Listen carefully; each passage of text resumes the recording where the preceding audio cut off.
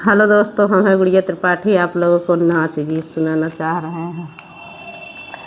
सैया बना रहा परदेसवा की चोरवा घर घर घूमेला हो। सैया बना रहा परदेसवा की ड्रोनवा घर घर घूमेला हो। सैया बना रहा परदेसवा की ड्रोनवा घर घर घूमेला। खेते में घूमे गलियवा में घूमे लूटेला घर घर जाई हो। सई खेते में घूमे गलियवा में घूमे लूटेला घर घर जाई कि चोरवा घर घर घूमेला हो। सैया बना रहा परदेसवा की चोरवा घर घर घूमेला हो। सैया बना रहा परदेसवा की ड्रोनवा घर घर घूमेला। सासू के लैगे टड़िया पछेला हमरऊ लैगे झूलनिया हो। सैया सासू के लैगे टड़िया पछेला हमरऊ लैगे झूलनिया हो। सैया नदी के लैगे करधनिया की चोरवा घर घर घूमेला हो। सैया नदी के लैगे करधनिया की चोरवा घर घर घूमेला हो। सैया बना रहा परदेसवा की चोरवा घर घर घूमेला हो। सैया बना रहा परदेसवा की ड्रोनवा घर घर घूमेला।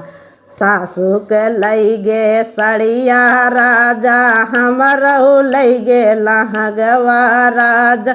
सासू के लैगे सड़िया राजा हमरऊ लैगे लहंगवा हो। राजा नदी के लैगे ओढ़निया की चोरवा घर घर घूमेला हो। सैया नदी के लैगे ओढ़निया की चोरवा घर घर घूमेला हो। सैया बना रहा परदेसवा की ड्रोनवा घर घर घूमेला।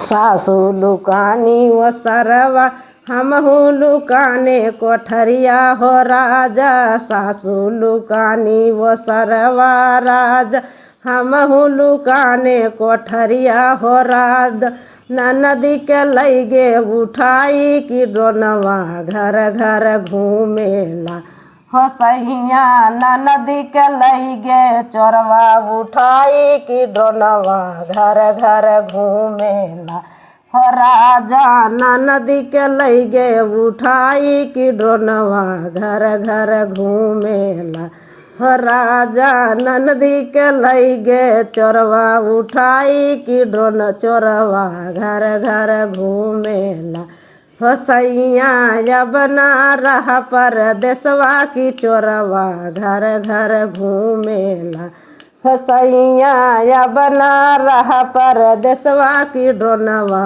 घर घर घूमेला। हेलो दोस्तों, कैसे लगा कमेंट बॉक्स जरूर बताना।